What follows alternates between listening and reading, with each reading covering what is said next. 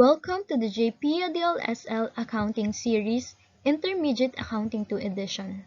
For this episode, we will talk about warranty and warranty liabilities, how is it recognized and treated in accounting, and how it should be journalized. At the end of the discussion, we will solve a sample problem related to our topic. Let us begin with the definition of warranty. An entity gives assurance to its customers to repair or replace certain types of damage to its products within a certain number of days following the sale date. If the company can reasonably estimate the amount of warranty claims likely to arise under the policy, it should accrue an expense that reflects the cost of these anticipated claims. Basically, it is the customer's claim on the manufacturer or the seller when the products bought have damages or problems which was discovered during the warranty period. That anticipated customer claim is where warranty liability arises. So what is warranty liability? It is a liability account that reports the estimated amount that a company will have to spend to repair or replace the product during its warranty period. Ang warranty liability ay nagre-represent sa amount na inaasahan ng company na kanilang babayaran para sa mga warranty claims ng customers during the warranty period. Warranty period is the specified date by the company on which the customer can claim for damages or defects on their product. Maaari itong isang buwan o isang taon o higit pa, depende sa produkto na binili ng mga customer.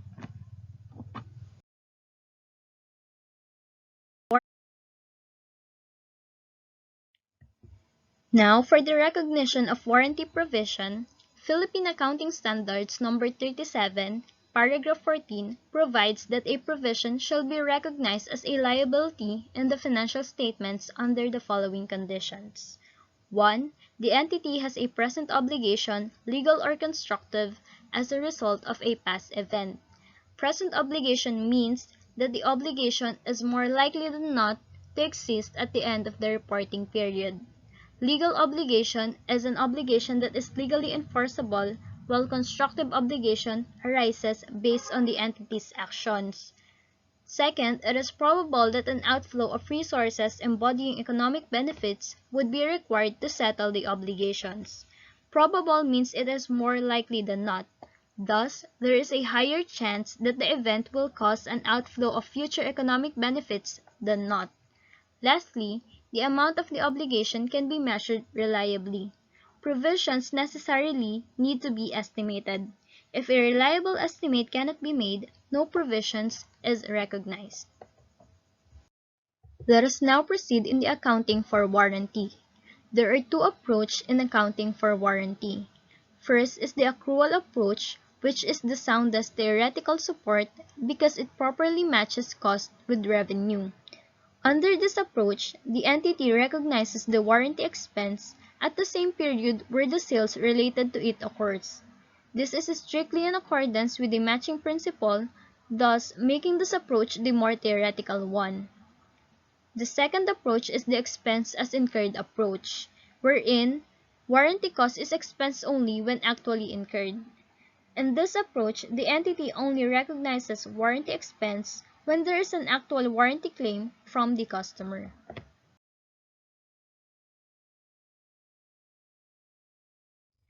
For the journal entries, accrual approach requires more steps in journalizing for warranty cost. First is to record the estimated warranty cost. In doing so, we have to compute first for the estimated warranty liability. We have to remember that there must be a reliable estimate for a warranty provision to be recognized. Using the estimated amount, we will debit warranty expense and credit estimated warranty liability.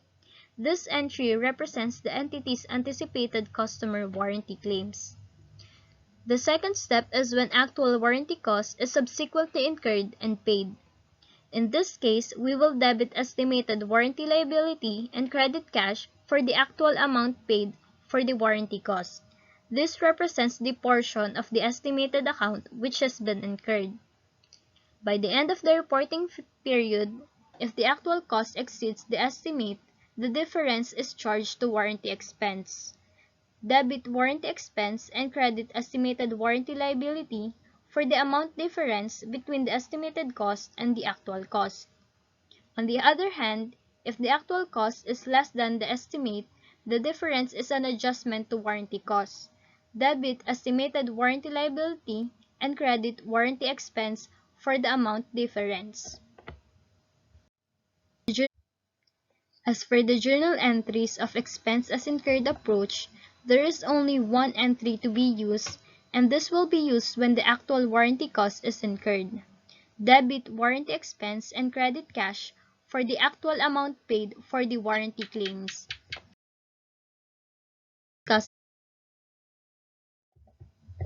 Now that we are done discussing about warranty, warranty liability, recognition, accounting, and journal entries, let us analyze this sample problem. In 2020, W's company began selling new line of products that carry a 2-year warranty against defects. Based upon past experience with other products, the entity estimated warranty cost as a percentage of peso sales. On the first year of warranty, 2%, second year of warranty, 5%. W's company recorded sales of 5 million pesos on 2020 and actual warranty cost of 100,000. In 2021, they recorded sales amounting to 7 million and actual warranty cost of 300,000. In this problem, W's company have a legal present obligation arising from the sale of their products. Based on their experience, a reliable estimate is made. Since it also happened in their other products, it is also probable that there will be warranty claims on their new product. Thus, W's company has to recognize a warranty provision. We will now journalize for the warranty provision for 2020 using the accrual approach.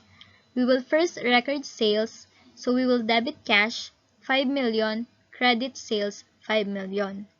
We will also compute for the estimated warranty liability using the given reliable estimate, which is 7%. We will multiply this to the total sales, which is 5 million, so our estimated warranty liability is 350,000. To record for that, we will debit warranty expense 350,000 and credit estimated warranty liability for 350,000. We will now record the payment for the actual warranty cost. The actual warranty cost for 2020 amounted to 100,000. We will debit the estimated warranty liability and credit cash for 100,000. At the end of the year, the warranty expense will be 350,000 and the estimated warranty liability will be 250,000.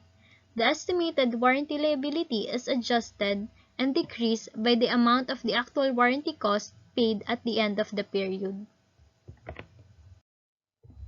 Now, to sum up the warranty provision for 2020 sales, the company anticipated 100,000 warranty expense on their first year and 250,000 on their second year, for a total warranty expense of 350,000 relating to the 2020 sales. Now, we will journalize the 2021 warranty provision using the accrual approach. First, we will record the sales, debit cash, credit sales for 7 million. We will also compute for the warranty liability for 2021 sales. The 2021 sales amounted to 7 million multiplied by the reliable estimate of 7%. Our estimated warranty liability will be 490,000. The record for that, we will debit warranty expense for 190,000 and credit estimated warranty liability for 490,000. To record the payment of the actual warranty cost, we will debit estimated warranty liability and credit cash for 300,000. By the end of the year, the warranty expense will be 490,000 and the estimated warranty liability will be 440,000.